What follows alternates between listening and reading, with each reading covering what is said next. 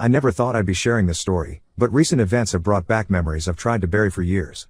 I'm Paul, 28M, and this is the story of how I reconnected with my long-lost brother and uncovered a family secret that changed everything.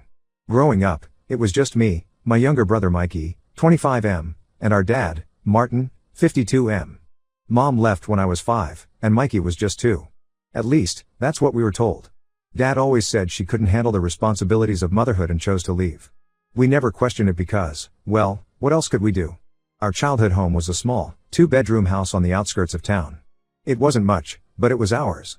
I remember the creaky floorboards in the hallway, the way the kitchen faucet always dripped no matter how many times Dad tried to fix it, and the old oak tree in the backyard where Mikey and I spent countless summer days building makeshift forts and pretending to be explorers.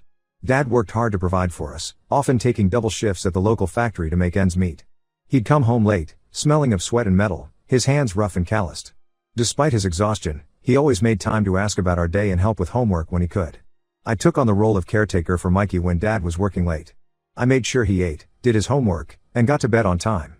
It wasn't ideal, but we had each other, and that was enough.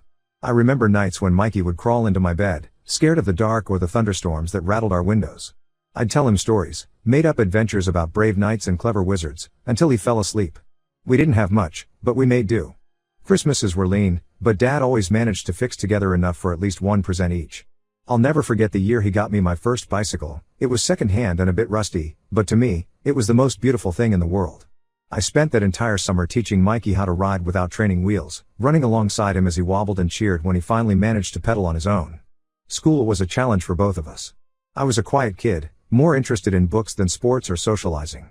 Mikey, on the other hand, was all energy and charm, making friends easily but struggling with academics. I helped him with his studies as best I could, feeling a sense of pride when his grades improved. As we grew older, I started to notice things. The way Dad's eyes would sometimes linger on old photos he kept hidden in his dresser drawer.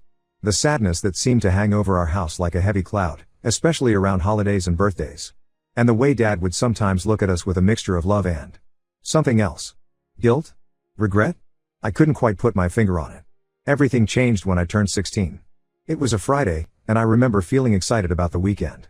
Mikey and I had plans to go to the local arcade, a rare treat we'd been saving up for weeks to afford.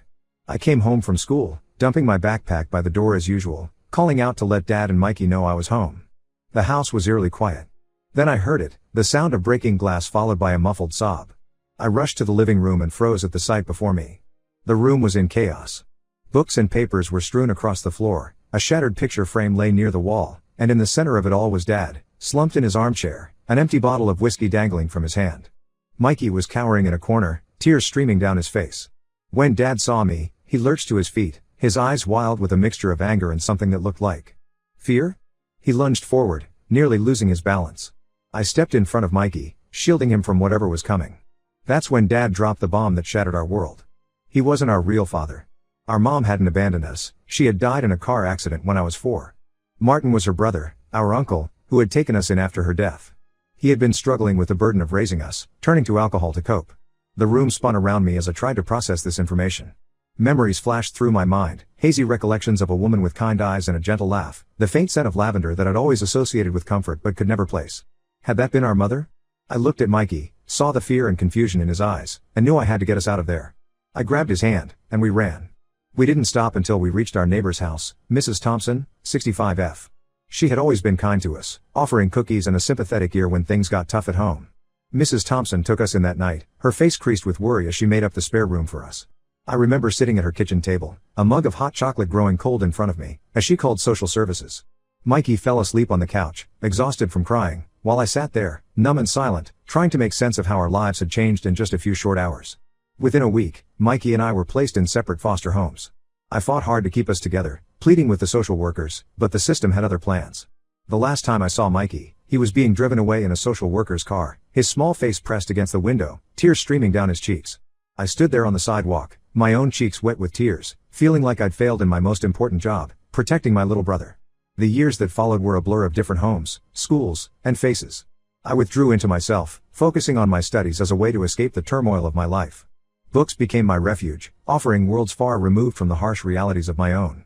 I excelled academically, earning praise from teachers and foster parents alike, but inside, I felt hollow. Every birthday, every holiday, I thought about Mikey. Where was he? Was he safe? Happy? Did he remember me? I imagined him growing up, wondered if he still had that mischievous glint in his eye, if he still bit his lip when he was concentrating hard on something. As soon as I turned 18 and aged out of the system, I started searching for Mikey in earnest. I scoured social media, contacted adoption agencies, even hired a private investigator with money I'd saved from part-time jobs. But with limited resources and information, my efforts were fruitless. Determined to make something of myself, I threw myself into my studies. I applied for every scholarship I could find, wrote countless essays, and spent sleepless nights preparing for exams. My hard work paid off when I received a full scholarship to a prestigious university. College was a time of growth and self-discovery. I made friends, joined clubs, even dated a bit.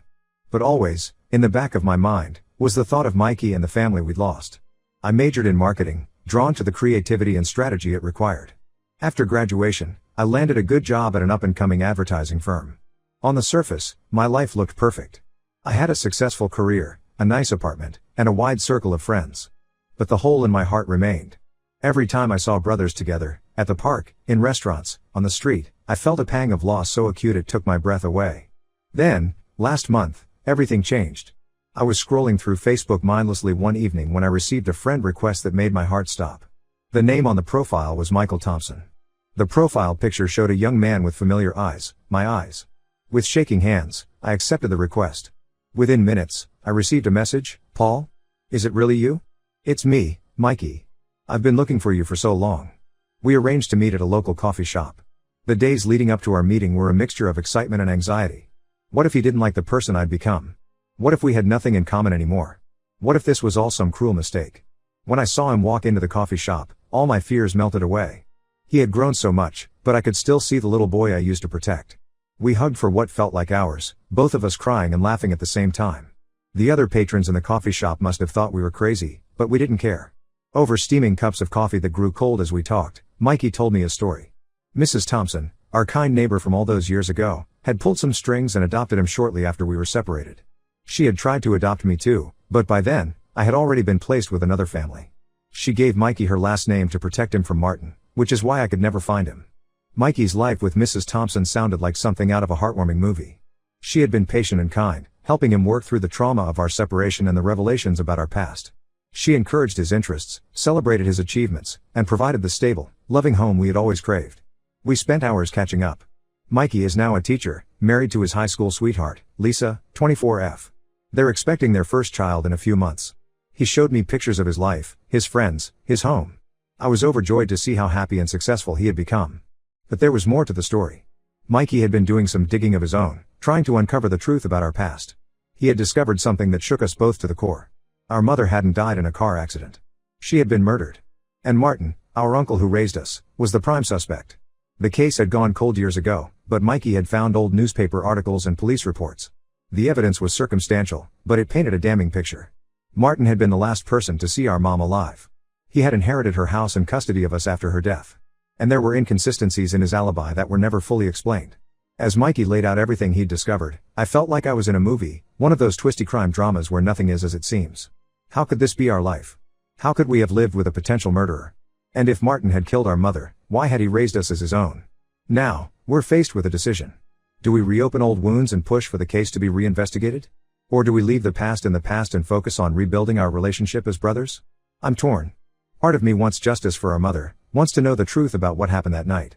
But another part of me is terrified of what we might uncover. What if Martin really did kill her? Can we handle that truth? For now, Mikey and I are taking things one day at a time. We're getting to know each other again, filling in the gaps of the years we missed. It's strange and wonderful and heartbreaking all at once. We swap stories of our childhoods, the good and the bad, and marvel at how different our paths have been. I don't know what the future holds, but I do know one thing: I'm never letting my little brother go again. Whatever comes next, whatever truths we uncover, we'll face it together. Because that's what brothers do. Update 1, it's been 2 months since I reconnected with Mikey, and so much has happened that I hardly know where to begin. The joy of our reunion has been tempered by the weight of the past we're uncovering, but having my brother back in my life has given me a strength I never knew I possessed. After much discussion, Mikey and I decided to pursue the truth about our mother's death. We couldn't let it go, knowing there was a possibility that her killer was still out there, possibly the very man who raised us. The decision wasn't easy. We spent countless nights talking it over, weighing the potential consequences against our need for closure. We started by reaching out to the detective who had originally worked on the case, Detective Simmons, 58M. Finding him wasn't easy. He'd retired years ago and moved to a small town on the coast. But Mikey, ever resourceful, managed to track down his contact information through an old colleague at the police department. When we called him, Detective Simmons was initially hesitant to discuss the case. But something in our voices must have moved him, because he agreed to meet with us. We drove 3 hours to his hometown, a quaint little place with more fishing boats than cars. We met Simmons at a small diner by the harbor. I'll never forget the look on his face when we walked in. He looked like he had seen ghosts, his weathered face paling as he recognized us from old case photos. "I always wondered what happened to you boys," he said, his voice gruff with emotion. "Your mother's case. It haunted me for years." Over plates of greasy diner food that none of us really ate, Detective Simmons spent hours going over the case with us. He shared details that hadn't been in the newspaper articles or police reports we had found. Our mother, Angela, 29F, had been found in her car at the bottom of a ravine off a lonely stretch of highway. The initial ruling was an accident, but Simmons had never bought it. There were no skid marks on the road, he explained, his coffee growing cold as he gestured with his hands. No sign that she had tried to brake. And the guardrail.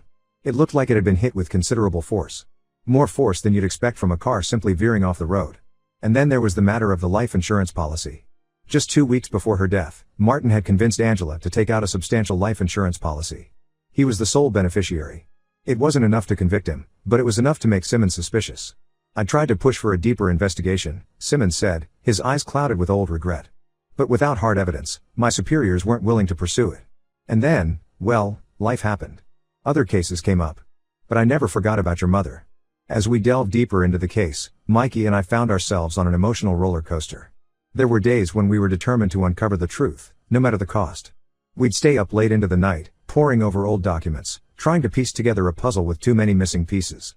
Other days, the weight of it all felt too heavy to bear. I remember one night when Mikey called me, his voice choked with tears. "What if we're wrong, Paul?" he asked. "What if Martin is innocent and we're dragging his name through the mud for nothing?" I had no answers, only shared uncertainty and a promise that whatever we discovered, we'd face it together. One particularly difficult day, Mikey and I decided to visit our childhood home. It had been sold years ago, but we thought seeing it might jog some memories.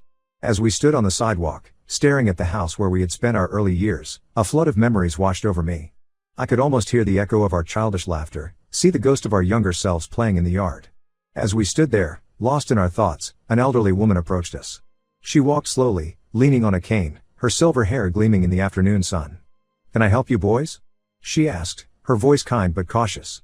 We explained who we were, and her face lit up with recognition. "Oh my," she said, her free hand flying to her mouth. "You're Angela's boys. I remember when you were just little things."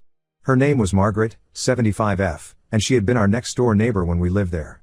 She invited us in for tea, and as we sat in her cozy living room, surrounded by photos of her own children and grandchildren, she shared memories of our mother that brought tears to our eyes. "Your mother was a wonderful woman," Margaret said, pouring tea into delicate china cups. "So full of life and love for you boys. She used to bring you over here sometimes, you know. You'd play in the backyard while we chatted. She was always talking about her plans for your future, how she wanted to give you the best life possible." Margaret told us about how our mother would sing while she gardened, how she always had a kind word for everyone in the neighborhood. She described a woman who loved fiercely and lived fully, a far cry from the shadowy figure we'd carried in our memories. Then Margaret hesitated, looking uncertain. She set down her teacup with a shaky hand. I never told anyone this before," she said slowly. "But the night before your mother died, I heard her arguing with Martin. It was late, and I couldn't make out what they were saying, but it was heated. I saw her storm out of the house, get in her car and drive away. Martin followed in his car a few minutes later. The next day, well, you know what happened." Mikey and I exchanged glances. This was new information, something that had never made it into the official reports. Could it be the missing piece we needed? We left Margaret's house with heavy hearts and racing minds. On the drive home, we dissected every word of her story, trying to fit this new piece into the puzzle of our past. Armed with this new lead, we went back to Detective Simmons. He listened intently, his brow furrowed in concentration as we relayed Margaret's account. "This could be significant," he said, rubbing his chin thoughtfully. "I always felt there was more to the story." Simmons agreed to help us push for the case to be reopened.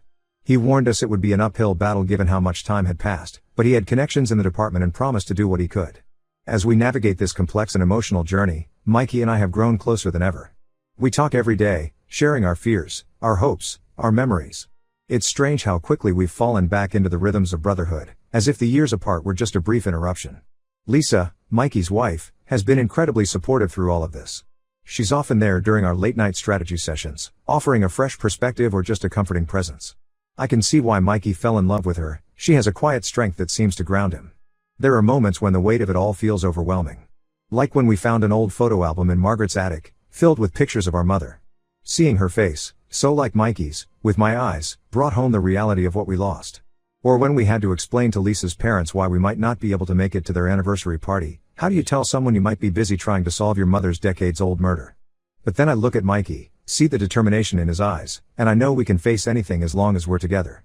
We're not just doing this for ourselves, or even for our mother.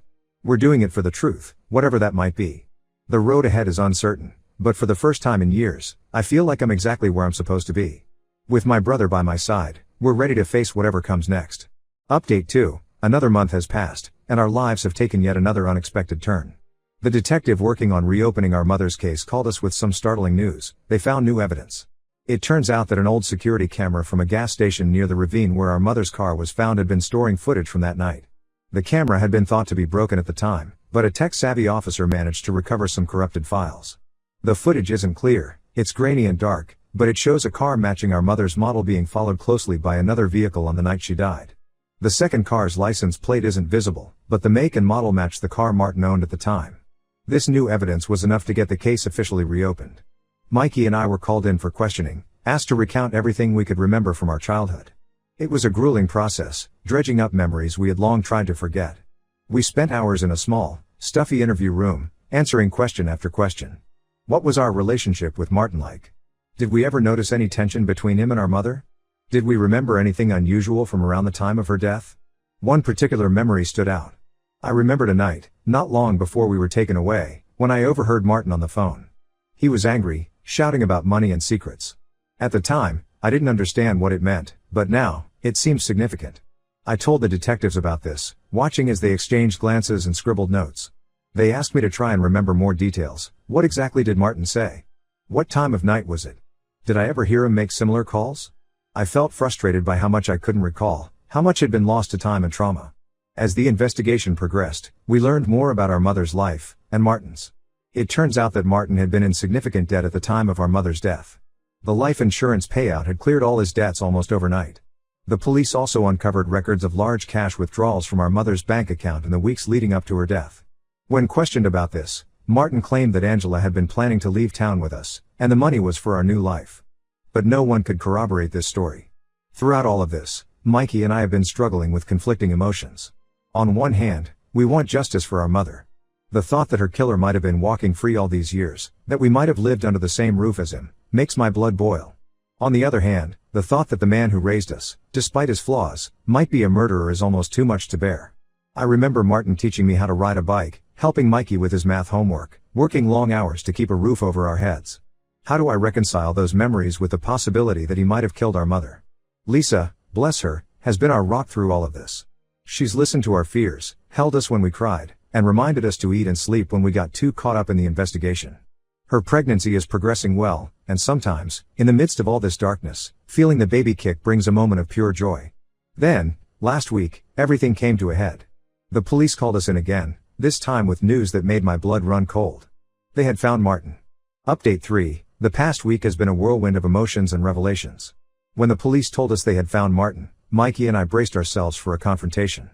But what happened next, none of us could have predicted. Martin wasn't found alive.